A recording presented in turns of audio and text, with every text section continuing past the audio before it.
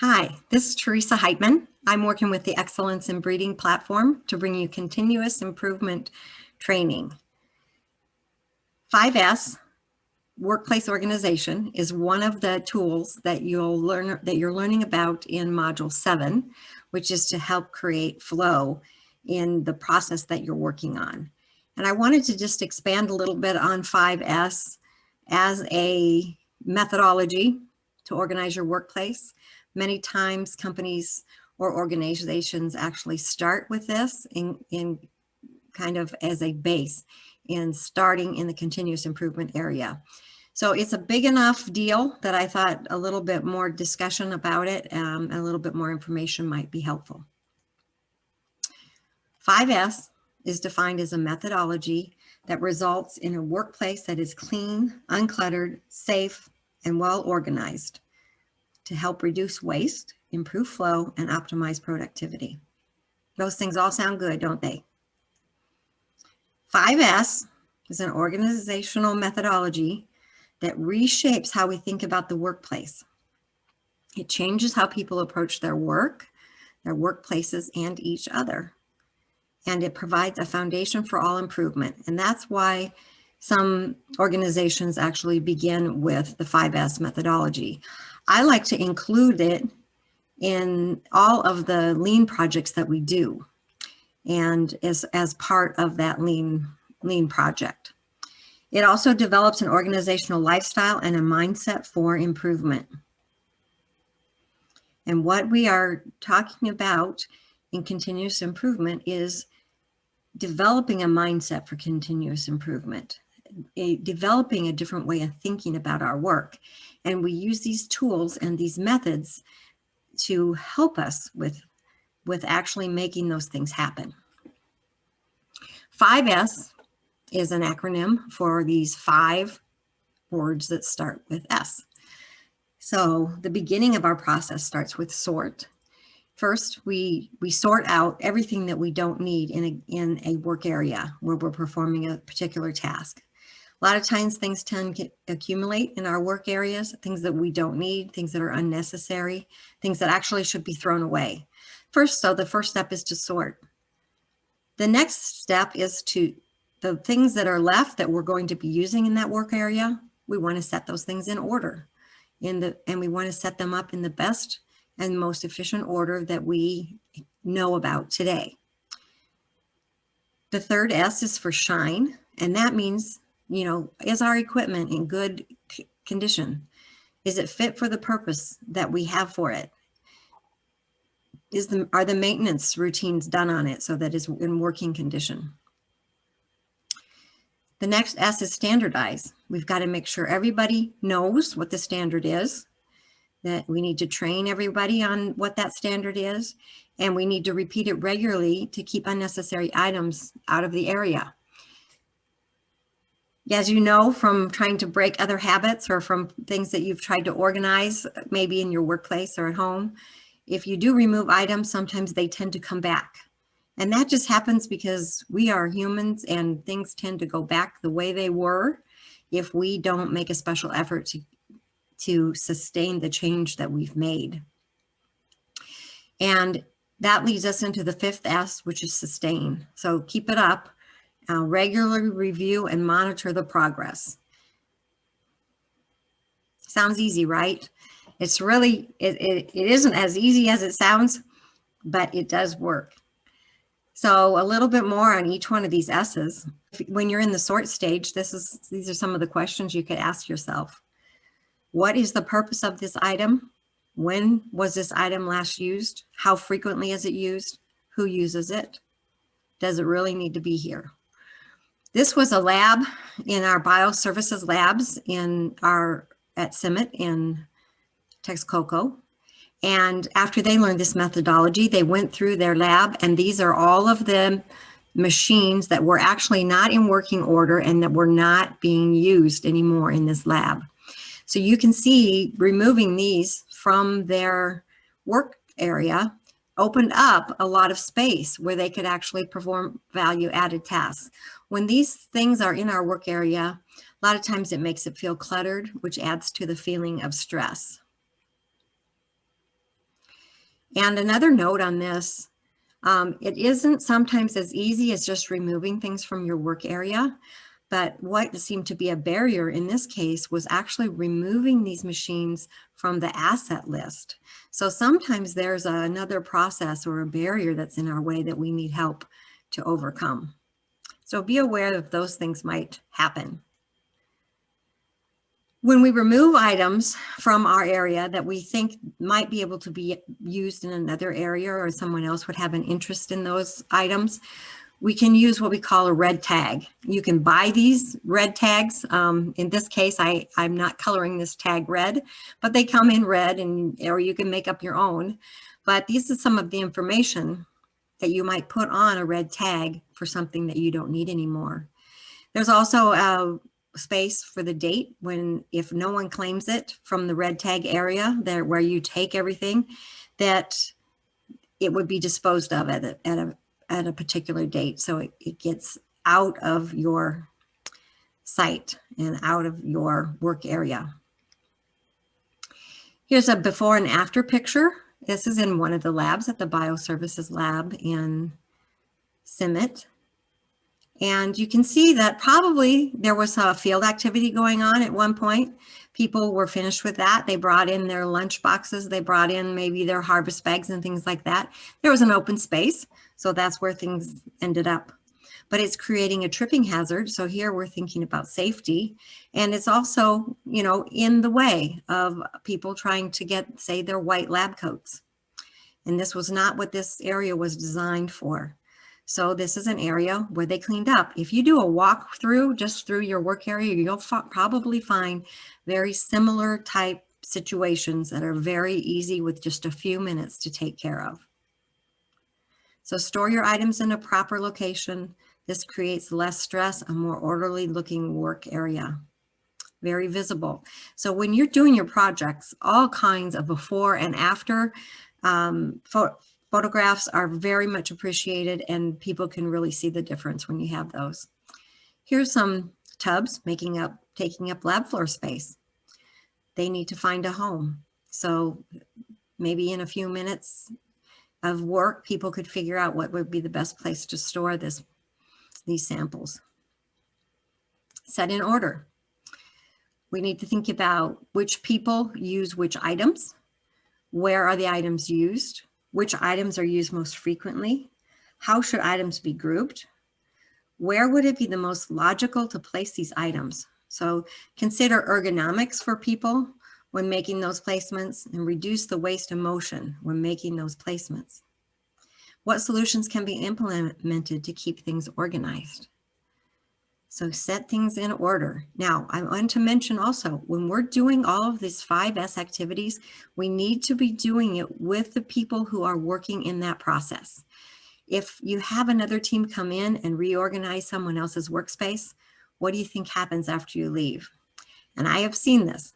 They come in and they move everything back the way that was before, because that's their normal. That's what they haven't really thought about how efficient they are, but they may actually use things differently than the team that reorganized their workspace. So ask teams to organize their own workspace. Here's another before and after. We have a work surface, a desk that's rather cluttered. Feels like it might be hard to find things. And they've applied the 5S principles, and they have improved their work area. Shine, clean up your work area. Keeping things clean is very helpful. Put tools and materials away. If you get something out, put something back. Does that kind of sound like something that you might say to your family at home? Perform regular maintenance on equipment and machinery. So here, if we're talking about some preventive maintenance programs that might be in place, that this might be a place where you make sure that they're being done. And everyone takes responsibility for cleaning up their workspaces on a daily basis. It needs to be part of the work that they actually do in their workday. So if you are in a leadership or management role, try to design your jobs so that there is time for the cleanup activity, because it is part of the work that needs to be done. Here's some more pictures from our friends at Summit, and I'm not picking on them at all. I just happened to be there and been able to take some shots, and I was able to go back a couple of months later, and they had made all of these improvements, and I was very excited, so I wanted to be able to show everyone how much progress you can make in a very short time. So you can see they have put some lines on their workbench as to where equipment should be located, and they have cleaned up equipment and got rid of what does not need to be there anymore.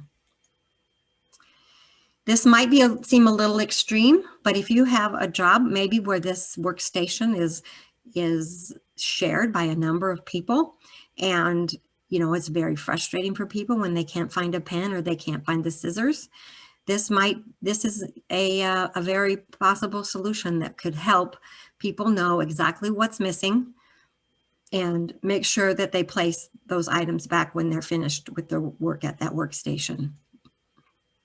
Shadow boards for tools and supplies are very helpful. You can immediately see what is not there, and you can immediately see where things belong. This one happens to be mobile, so it could go around and be used to perform maintenance on areas that need it.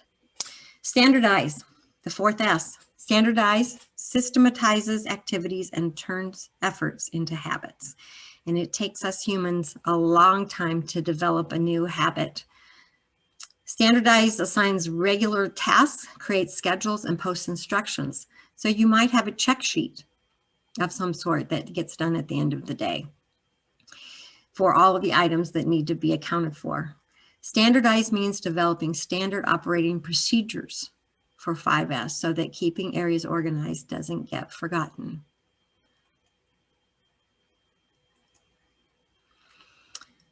Standardized storage of cleaning utensils. There are a lot of options here. When you have brooms and mops in the corner, it's hard to get one. When you pick one up, the rest of them all fall down. Has that ever happened to you? So make a cleaning station you can easily see. Some cleaning stations are color coded. All the green handled brooms go in this particular cleaning station. All the purple handled brooms go in another, something like this. And you can see if you find a purple handled broom on the blue equipment board, you know that it doesn't belong there, and you can certainly find its home very quickly. This is a project that was done on the lab chemical storage area and inventory management system. And you can see from the before and after that they have organized their chemicals in different groups. And this has made a big difference in them being able to tell whether they had adequate inventory in their chemical storage room or not. Seed storage, the same thing, right? Organizing the inventory and freeing up space. This is what I mean by freeing up resources, right?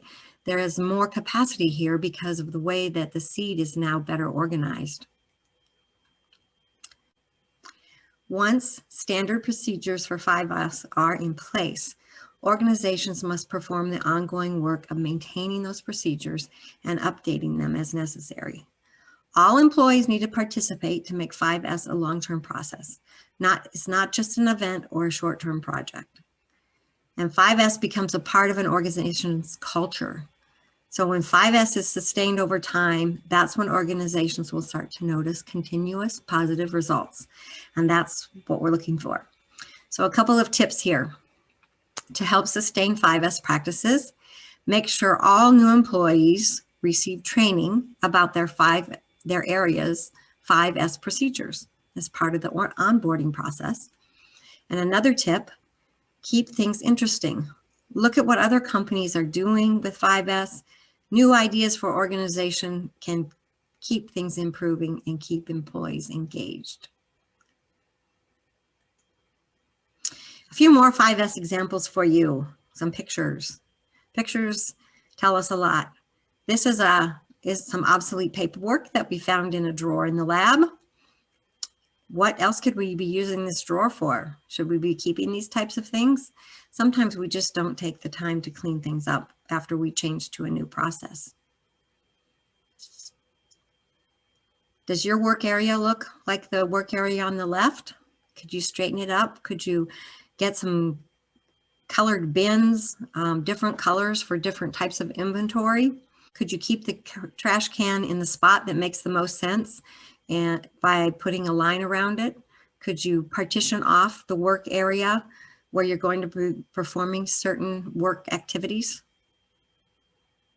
Make it easier to find things.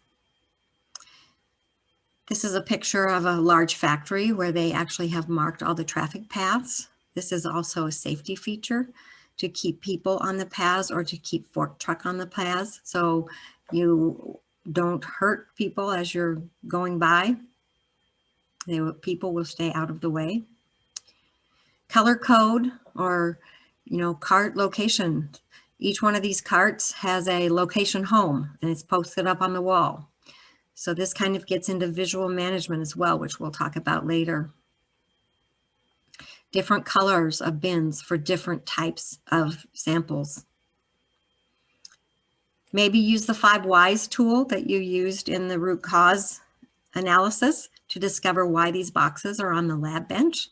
So it's always a good question to ask, especially when things come back. After you have maybe put these boxes away, or you think that you have 5S to a particular area and things go backwards and things reappear, use your root cause analysis tools. Why? Ask why, because there's a reason these are here. There's maybe, it could be anything about why this material did not get put away. There's a lot of benefits to 5S. It's a powerful technique for developing an organization and deploying a new lifestyle. So this is going to help you actually with your continuous improvement implementation. It improves communication between the shop floor and support departments.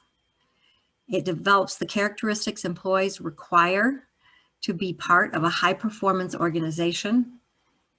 And some more benefits. It reduces injuries, it reduces downtime, defects, lead time, inventories, and associated production costs. So all of those things are cumulative effects of implementing 5S methodology. I'll let you study the rest of the tools and methods on improving flow, and we'll see you back in Module 8.